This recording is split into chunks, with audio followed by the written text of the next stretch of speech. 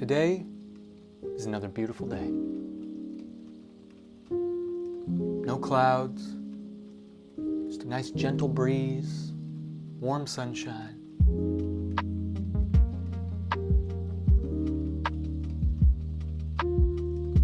Perfect day to talk about books.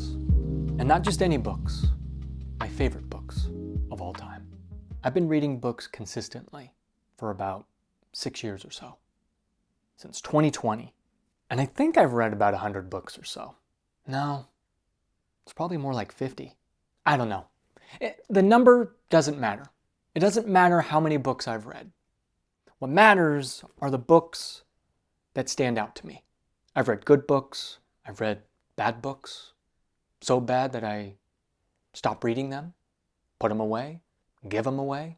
And then I've read books that have changed my life, changed the way I look at books. And that's what this is. My favorite books of all time. The books that have stayed with me long after I've closed them, long after I've finished them. Books I still think about to this very day. And I know these are books that I will be thinking about for the rest of my life. I'm quite selective and intentional when it comes to choosing a book to read. I also don't like to rush through a book that I read. I like to take my time. And the books on this list, I really took my time with them. I'd read a chapter, set the book down, think about it, wait a couple days before picking it back up. And sometimes I'd read a few chapters in a row, maybe a couple hundred pages in a row. But I never want to read a book to have read.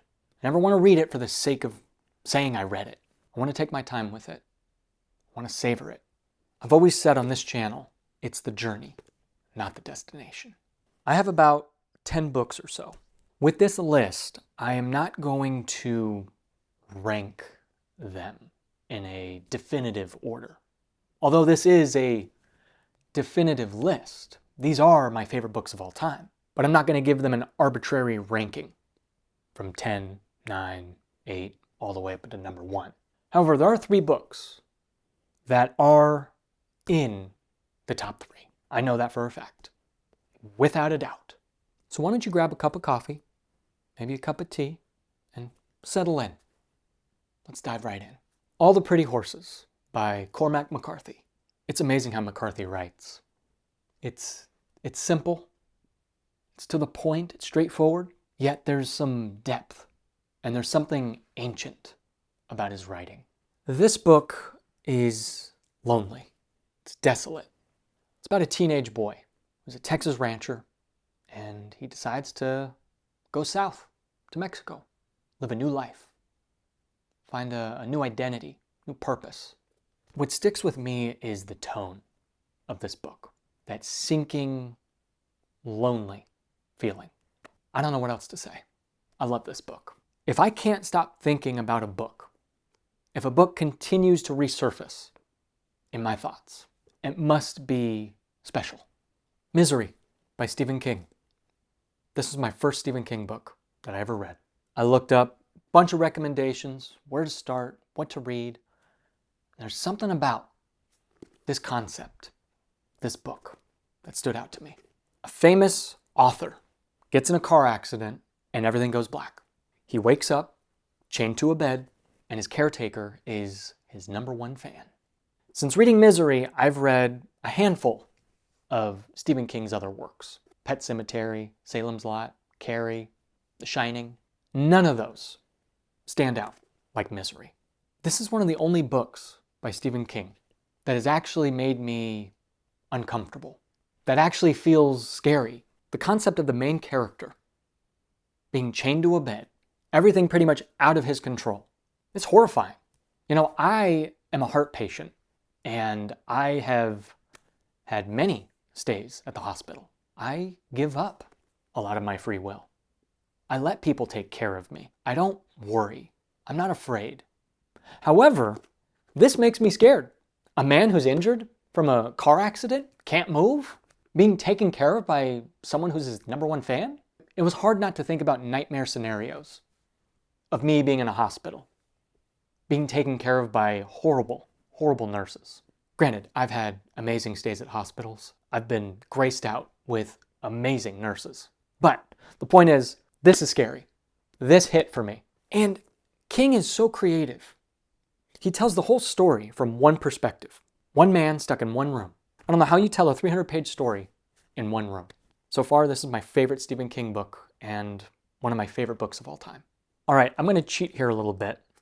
To Kill a Mockingbird by Harper Lee, a Pulitzer Prize winner. For those of you who follow this channel, you know that I started reading this about 2 months ago. Life has been a little crazy, a little busy, and I still haven't finished it. I have about 120 pages left.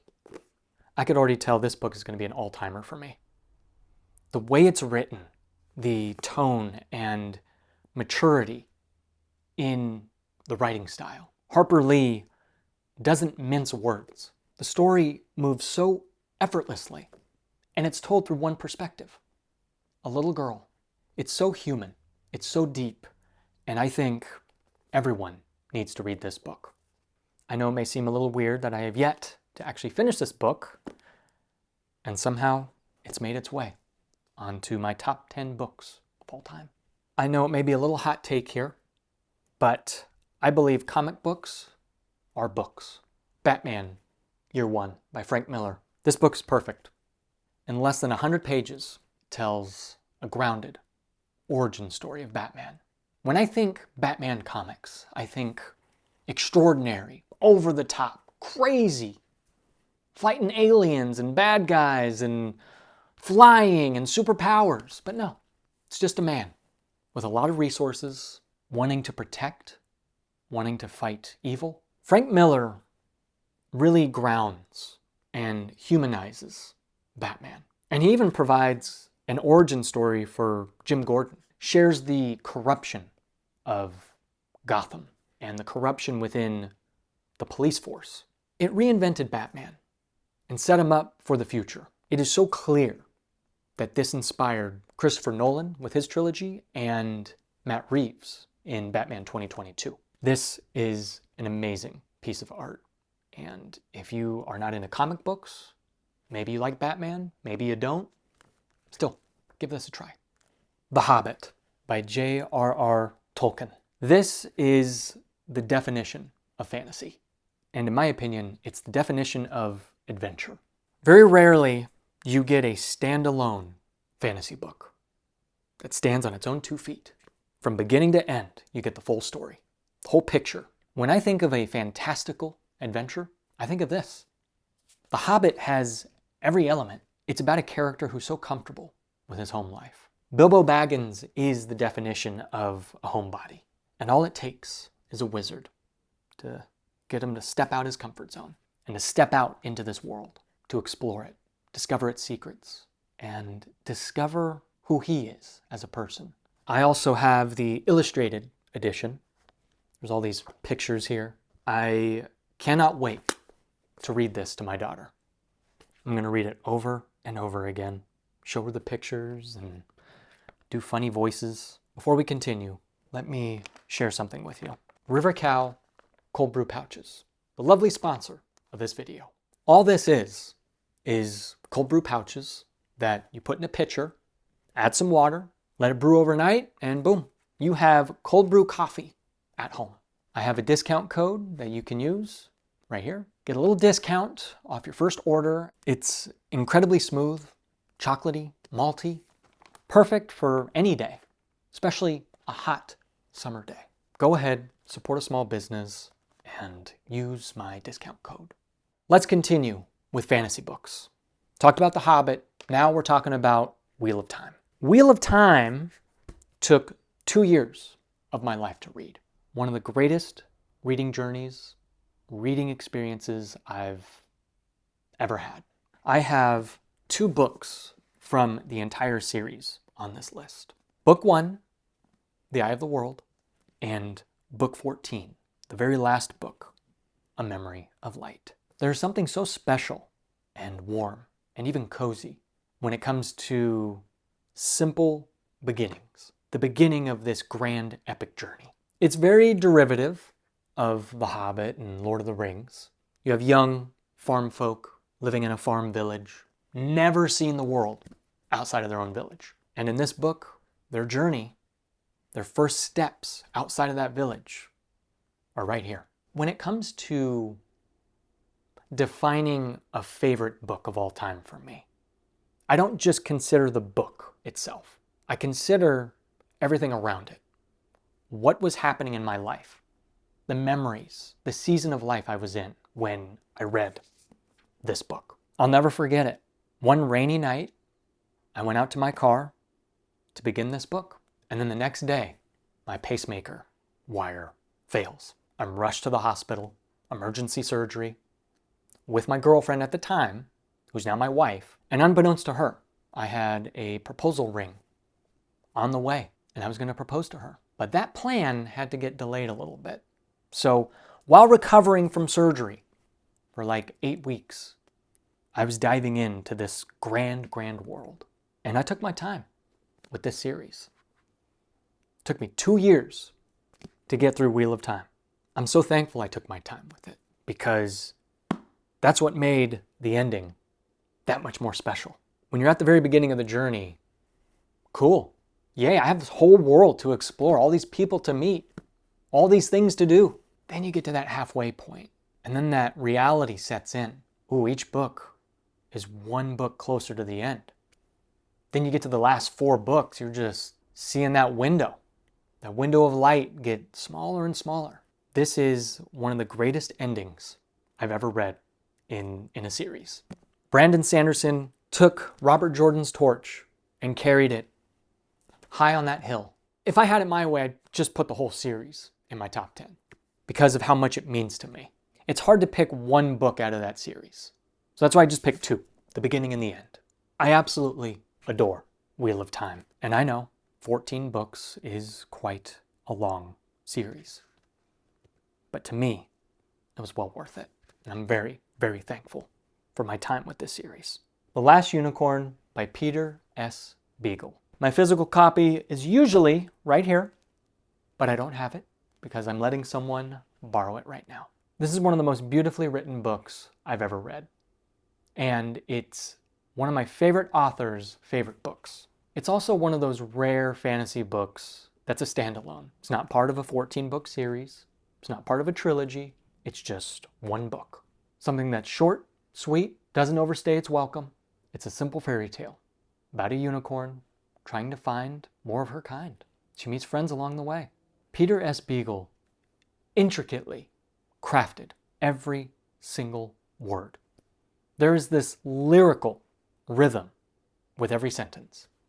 And I'm genuinely shocked that no one else really talks about this book. You go to Fantasy Booktube and The Last Unicorn is barely mentioned. I think very much like To Kill a Mockingbird, The Last Unicorn is a book that everyone needs to read. It's also a book that you can read again and again and again and get something new from it. Because it's ambiguous, it's metaphorical and philosophical. You can come to your own conclusions, trying to figure out, wow, what does that mean? What did he mean by this? It's a timeless masterpiece, in my opinion. And that's the reason why it's in my top 3 books of all time. If you have followed my channel long enough, I think you'll know my top 2 books of all time. Name of the Wind by Patrick Rothfuss, one of my favorite authors of all time. And his favorite book is The Last Unicorn. It's clear as day. You can see the influence from The Last Unicorn to Name of the Wind. This was the book that truly started my reading journey. I was gifted this book 4 or 5 years ago for my birthday. It really changed how I looked at books, how I looked at fantasy, how I looked at storytelling. I had no idea a fantasy book can be so intimate and even mundane. I always thought fantasy books needed to have a clear plot, a 3-act structure, a clear hero to save the day, and a clear evil force and a world to save. But no, this could simply be a story within a story. It can simply be about a boy living life, discovering who he is.